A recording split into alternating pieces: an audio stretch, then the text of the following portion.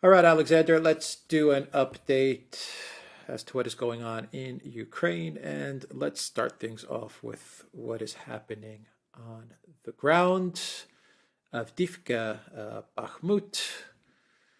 The political article on the Ukraine counteroffensive. They also Political also claimed that, according to their sources in the Pentagon, that there have been 100,000 Ukraine soldiers, the best, the most elite soldiers killed, not total casualties, killed. They also said that Ukraine is running very low on ammunition, weapons, artillery, and we have concrete dates, it seems, for a counteroffensive. I mean, it's happening in May. There's two scenarios: moving south or moving east, and then south. I've never experienced this type of telegraphing of intentions Yeah. Yes. from a military. I mean, it's No. pretty odd No. to see them I know. talking about when this counteroffensive is going to happen and how it's going to happen. So I know. let's start with all of this. I'm going to say straight. I'm going to say before we get on to the Politico article that I've read many articles over the course of this war that have made me angry. Perhaps this Politico article made me more angry than any other, but I'm going to get to that in time. Let's talk about the situation on the ground, because the situation on the ground for Ukraine is catastrophic. Now, there are three major positions where there's heavy fighting going on. One is Bakhmut, and last night there were reports that a place called Hormovil, a village near Bakhmut, has been captured by the Russians, by the Wagner forces. And if Hormovil has indeed been captured, and it's not yet confirmed, then one of the key roads is now definitely severed. Hormovil is right on top of one of those roads. Both roads, both of the two remaining roads, the Russians can shell anything that moves on it. But if Hormovil is captured, then the remaining corridor into Bakhmut that Ukraine is trying to use over the fields, the country roads, it's shrunk even further, and the chances of using one of the asphalt roads is completely gone. And there's lots of reports about fighting within Bakhmut itself, and all the indications are that the Russians are pressing forward in every part of Bakhmut now, and they're very close to the administration building and other things. And there was a deeply distressing article which came out yesterday in the Kiev Independent. Kiev Independent, English language, but published in Ukraine. Obviously, by definition, pro-Ukrainian. And it described a catastrophic picture in Bakhmut. You had soldiers confirming that, they've been killed in huge numbers, that they've been killed almost as soon as they go to Bakhmut. It confirmed the reports that there have been mutinies amongst Ukrainian soldiers who were sent to Bakhmut. Many of them are now refusing to go because they see it as a death sentence if they're sent there. It talked about the Russians firing infinite amounts of artillery rounds. Infinite was the actual word used. At basically any Ukrainian position and any Ukrainian soldier that moves, and the Russians, in fact, don't engage Ukrainian soldiers in firefights with small arms fire. They locate where they are, they find the position, they shell it, they destroy it. Ukrainian soldiers are killed. 90% of them are killed by artillery and airstrikes, not by small arms.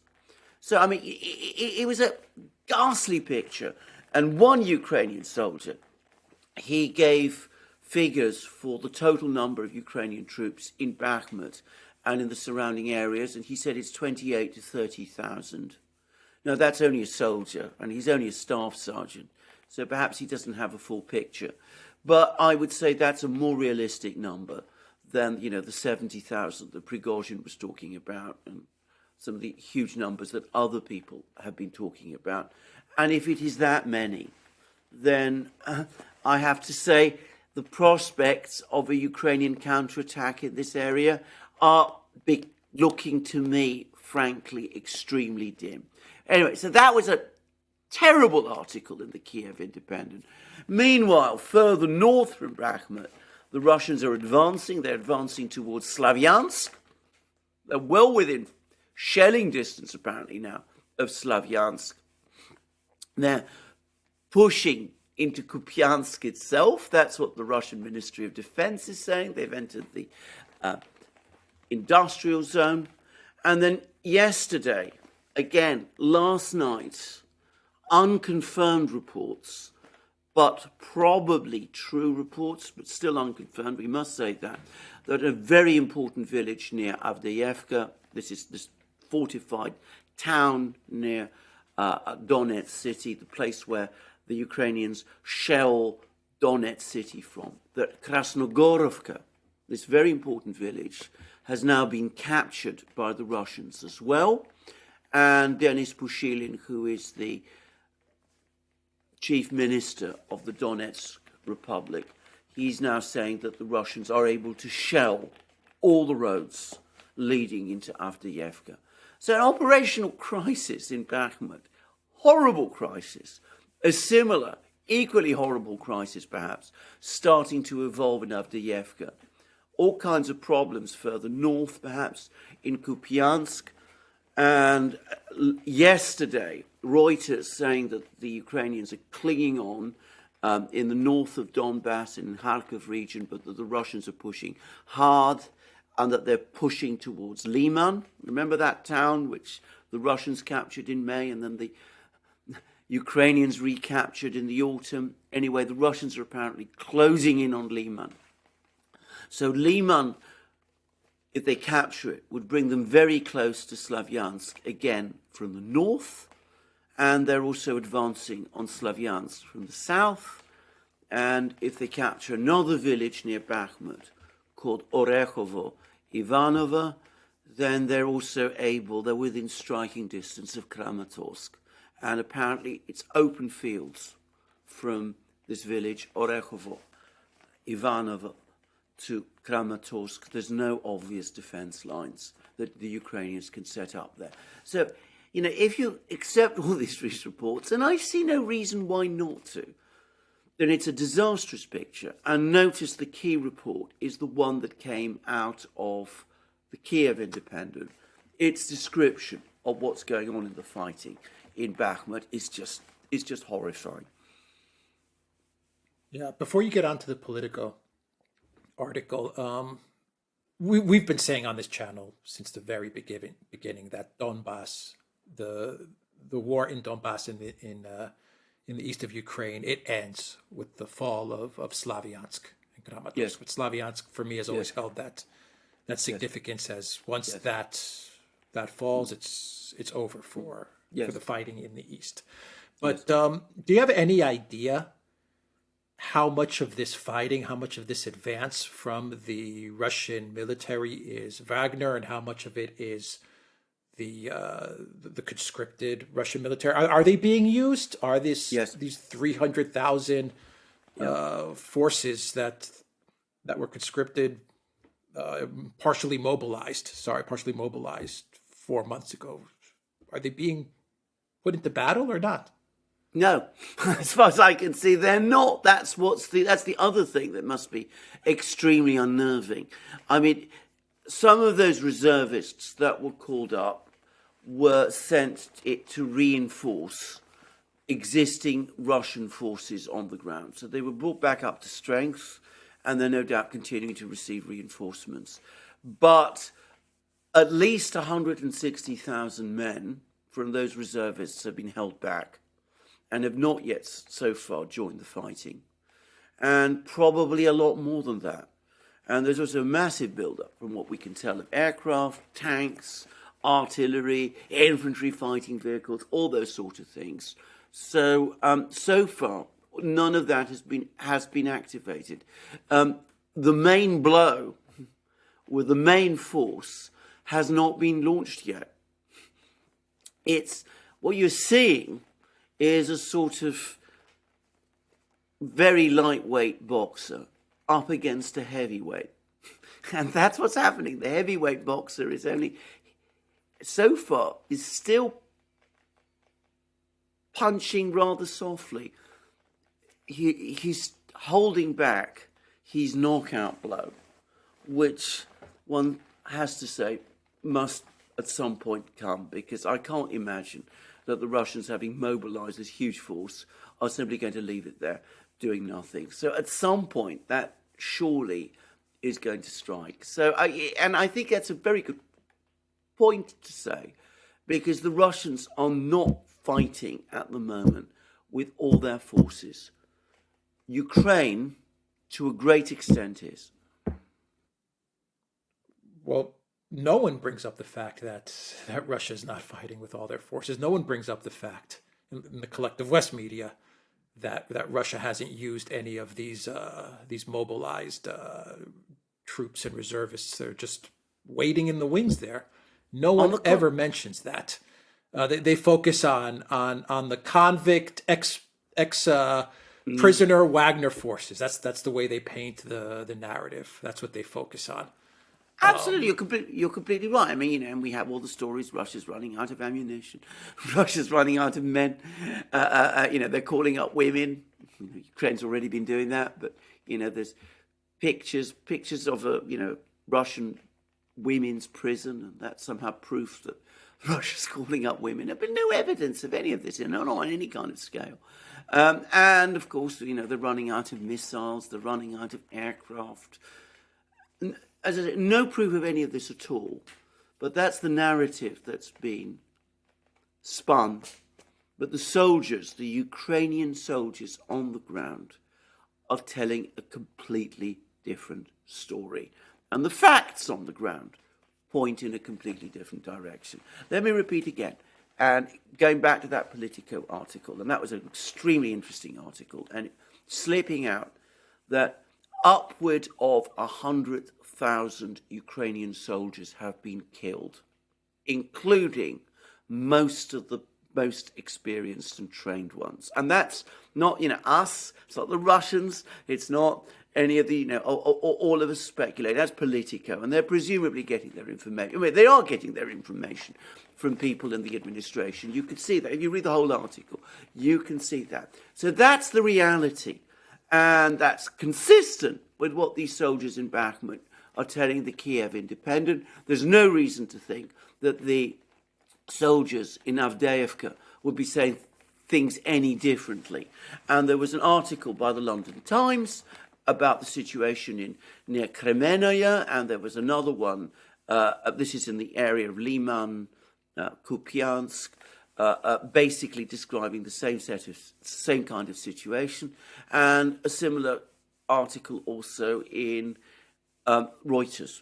All of them pointing to a disastrous situation where they're out of men, out of ammunition, out of infantry vehicles, out of tanks, out of aircraft, out of pretty much everything. And they're still clinging on, trying to hold the line, and more of them are dying every day, all the time.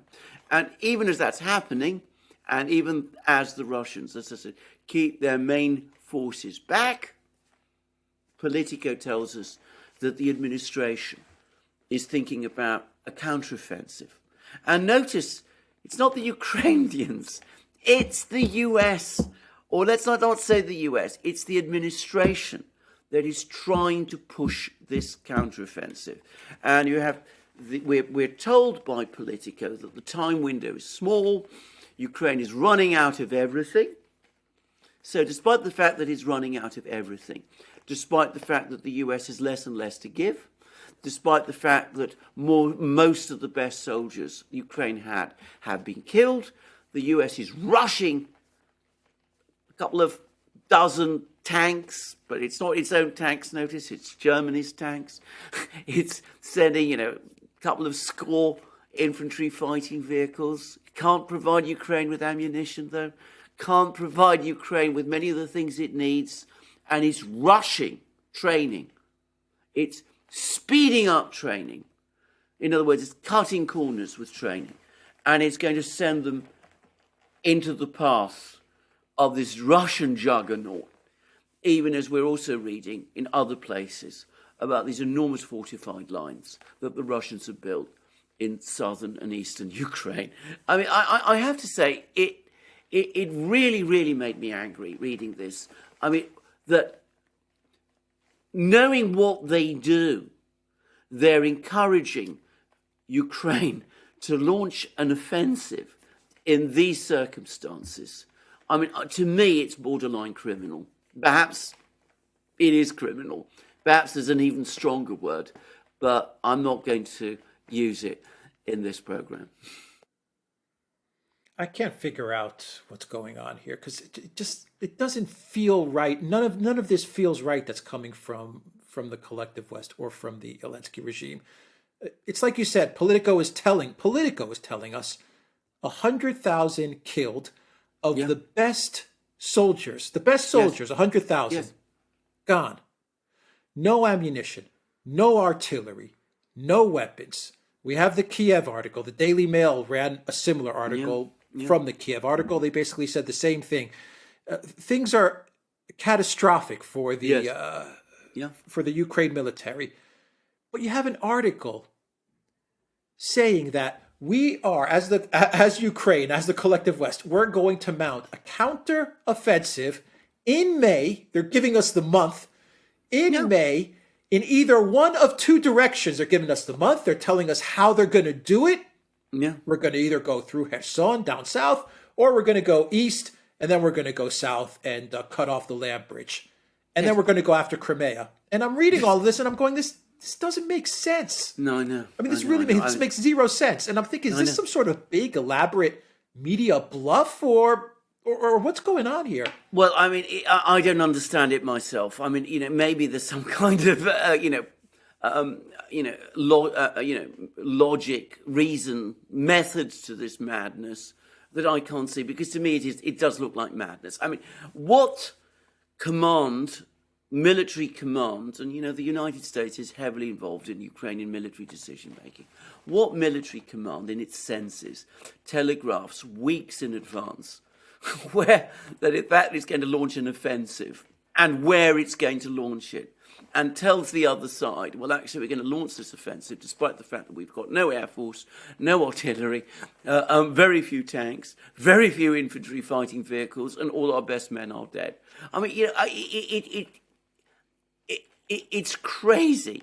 Now, the only explanation I can come up with is that this is more to do with US domestic politics now than it does with the situation in Ukraine. In other words, that Ukraine is being pushed into launching an offensive in these disastrous conditions, far worse than the ones in the autumn, which in the end didn't end well. I mean, I think that's a point to make. I mean, those offensives, it turned out that Ukraine lost thousands of men and most of its machines, and ran through most of its artillery to achieve nothing of any strategic value.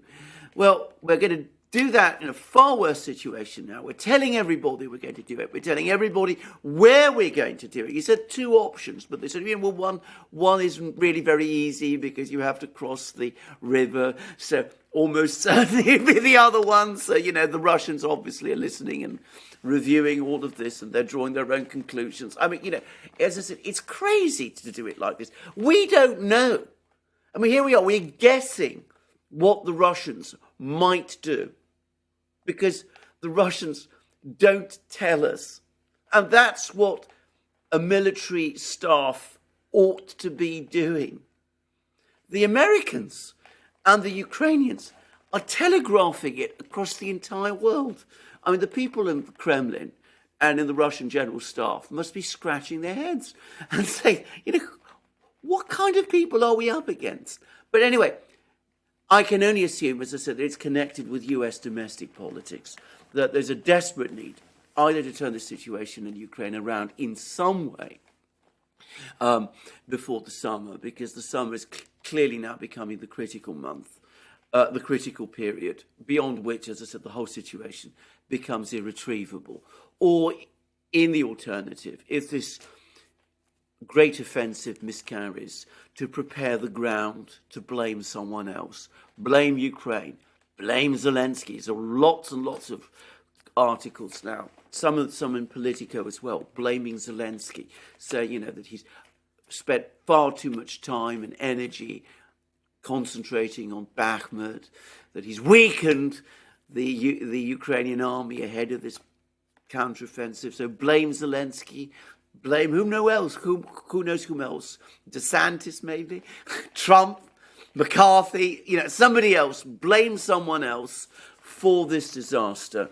And in the meantime, don't worry, don't be too concerned if thousands more Ukrainians die. I have to say, as I said, I've been angry many times over the course of this war. But when I read that article by Politico yesterday, I've never been as angry as I have been reading an article like that. I mean, it's just profoundly shocked me in every way. The one concern from people like Seymour Hersh is that NATO gets involved. Yes. And that's the only way that they can keep this thing going. Not that it would be successful. And Seymour Hersh is right. The only way they can keep this going is if NATO gets involved. And he expressed those concerns a couple of days ago. And I agree with him. It doesn't mean that NATO's going to get involved. It doesn't mean that if NATO got involved, it would change the trajectory of the war. It would be the only way that they can keep this war going a little bit longer. Do you think that may be what all of this telegraphing of what you're doing and all of these articles coming out, do you think that may be what we're heading towards? It is not impossible at all. Now, I sometimes blown hot and cold about this. And, I read a couple of weeks ago an analysis that is circulating privately, I should say, which discussed what NATO would need to do if it were to intervene in this war. And it compared the situation with the war in 1991 in Kuwait against Saddam Hussein's army. And it said, you'd need at least, that war against Saddam Hussein's army required 1 million men and thousands of aircraft and thousands of tanks. You need at least 3 times that force to be able to prevail against the Russians. And you're not going to get it. You're not going to get it in that kind of time. But always, you have to say to yourself, that's a rational calculation. That's something that rational people would say. They'd say to themselves, well, look, there's no way we can prevail against the Russians. There's no way we can turn this round. Let's not even think about it. That's far too dangerous a thing to do. The problem is, with every single passing day, you get the sense that the people who are making the decisions are not rational. What sort of person, we come back to this original question that you asked me, what sort of person telegraphs 2 months in advance the fact that you're going to launch an offensive on a particular date and the location where that offensive is going to happen? Certainly not a rational military commander. So if we're dealing with irrational people, they might very well take that kind of irrational step. And if they're thinking in that irrational way, then maybe articles in Politico, like the ones that we've seen, make a kind of sense in that kind of context. That might be the method in the madness, if you like. I mean, I find that very disturbing and very scary. And it does make me wonder where this ends and how this ends and how you stop. Because to be very clear, you're not doubling down. You're tripling, you're quadrupling. You're betting the entire house, not just the house, everything you have on this one square. And when people start to do that, one fears that they're capable of anything. Yeah, given all the financial crisis that's spreading throughout the collective West and possibly Europe, given everything that's happening, Yeah, maybe war is what they've decided is the only way Yeah. they can distract and deal with what's going on. Well, all the Maybe more that's so. their answer. All the more so, given that the financial crisis is partly a product of the very war that they've that they've initiated. I mean, not obviously the money they've given to Ukraine or the money they've given, the weapons they've given to Ukraine, but all the sanctions wars, the economic war that they've initiated, is one of the root causes of this financial crisis. But if you're thinking like that, then obviously, I mean, you can't pull back psychologically. It's impossible for you to do that. You have no reverse gear. I'll give you another example of how they have no reverse gear. Yesterday, there were two telephone conversations between Moscow and Washington. One was between Milley, the chairman of the Joint Chiefs of Staff, and Gerasimov, who's the chief of the General Staff of the Russian Armed Forces. We don't know very much about that one. The other was between Shoigu, the Russian defense minister, and Lloyd Austin. And if you read the Russian readout of that conversation, which is quite detailed, Shoigu makes it absolutely clear that the reason that drone, that Reaper drone, was brought down, and I don't think there's any doubt now that the Russians brought it down. That's what we've been saying all along. Anyway, the reason Shoigu said was that you've been acting far too provocatively. You're going past the lines that we've set out. We are not going to tolerate this anymore. If you continue to do this, we will act proportionately, but we will act to stop this happening. So what does Lloyd Austin say in response? Well, we know because he's told us. He says the United States will continue to do exactly what it has done already. In other words, they will continue to send more drones ever closer to Sevastopol and to Crimea, with the Russians obviously taking ever more measures to bring those drones down. So, as I said, these people have no reverse gear. And when you're in that kind of situation with people like that, then frankly, all bets are off. They can do anything. All right, we will leave it there. TheDuran.locals.com. We are on Rumble, on Rockfin, Odyssey, BitChute, and Telegram. And go to the Duran shop, 10% off. Use the code GOODDAY. Take care.